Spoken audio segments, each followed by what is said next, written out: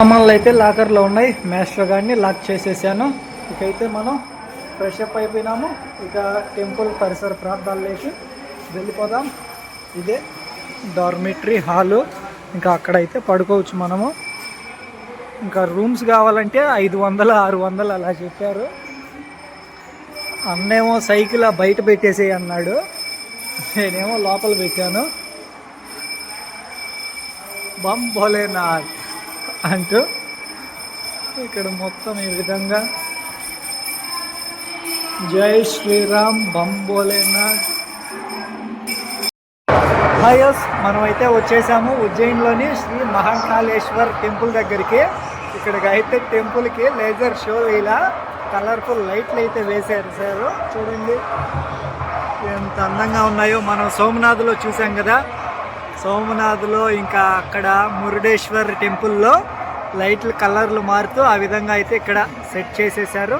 ఇంకా టెంపుల్ లోపలికైతే mobile phones allowed ఉండవు. ఇక్కడి నుంచి అయితే టెంపుల్గా ఉంది, టెంపుల్ వ్యూగా అక్కడి నుంచి ఎంట్రన్స్ ఉంటుంది. ఇదంతా మెయిన్ టెంపుల్గా అయితే అదే ఉంటుంది.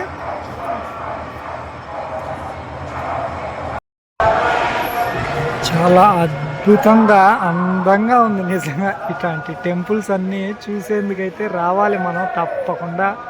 మన జన్మలో ఇవన్నీ చూస్తేనే జీవితాంతం గుర్తుండిపోతాయి. మొదటిసారి చూసిన ఆ జ్ఞాపకాలు అయితే ఎప్పటికీ ఉండిపోతాయి. మేమైతే వచ్చేసాము, మీరు కూడా వచ్చేసేయండి త్వరలో. ఇలాంటి అద్భుతాలని మీరు కూడా చూసేయచ్చు. ఎంత అద్భుతంగా ఉన్నాయో అసలు చూసేందుకు మాటల్లో చెప్పగలమా ఈ అద్భుతాల గురించి? అసలు ఇవన్నీ చూస్తేనే, ప్రత్యక్షంగా చూస్తేనే ఇవన్నీ అనుభూతి చెందగలం, మాటల్లో అయితే చెప్పలేము.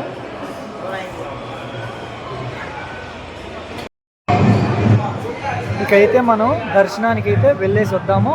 ఇప్పుడు గుడి బయట చూసాము, ఇంకా గుడి లోపలికైతే వెళ్ళేసి వద్దాము. మనమైతే ఇప్పుడు వెళ్తున్నాము. ఇక్కడ 6D ఎక్స్పీరియన్స్ కూడా ఉంది. టెంపుల్ లోపల ఉండి చూసినట్టే. 6D అంటే మనం 3D సినిమాలు చూస్తాము ఆ విధంగా కాదు, 6D అయితే ఉంది. చూడండి ఇక టెంపుల్ వాతావరణం. క్యూ లైన్ అయితే మామూలుగా లేదు, నార్మల్ది. టికెట్గా అయితే 250 రూపాయలు టికెట్. క్యూ లైన్లలో వెళ్ళాలి. మరి ఎంత సమయం పడుతుందో ఏంటో, ఎంత సమయమైనా లైవ్గా అయితే ఆ విధంగా అక్కడ టెంపుల్ లోపల విజువలే అదైతే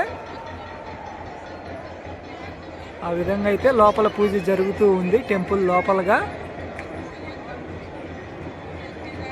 ఇవి అన్ని టెంపుల్స్లో ఈ మాదిరిగా లైవ్ అనేది పెడితే బాగుంటుంది. మన తిరుమలలో కూడా నిజంగా చాలా అద్భుతంగానే ఉంది ఆకారం అయితే. మనం సోమనాథులు అయితే చూసాము, ఇక్కడ ఇంకా అద్భుతంగా ఉంది. ప్రతి చోట బంబోలేనాథు అద్భుతంగానే ఉన్నారు.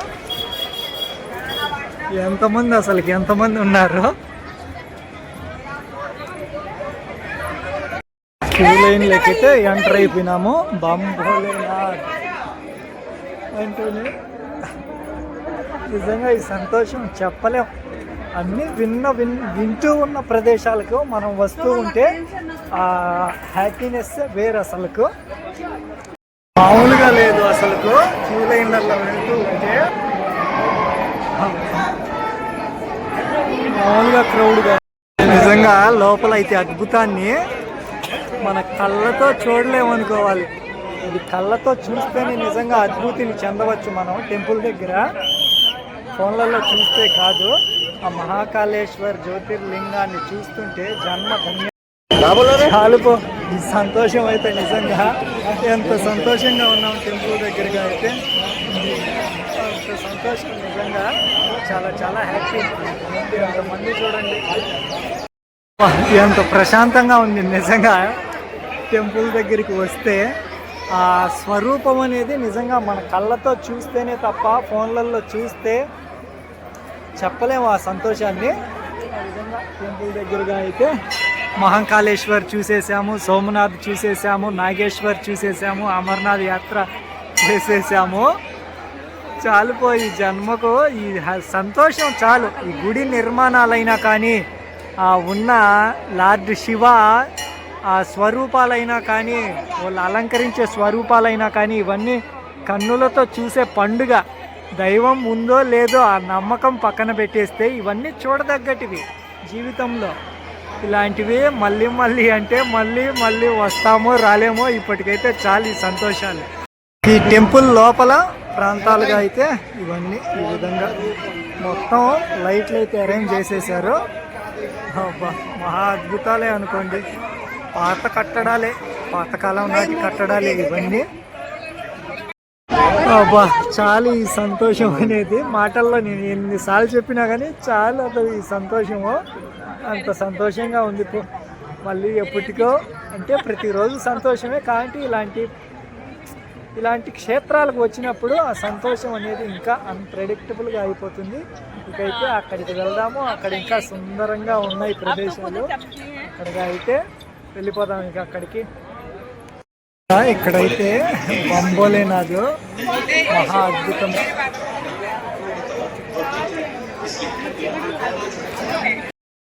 నా సంతోషానికి అవధులు లేవనే చెప్పాలి.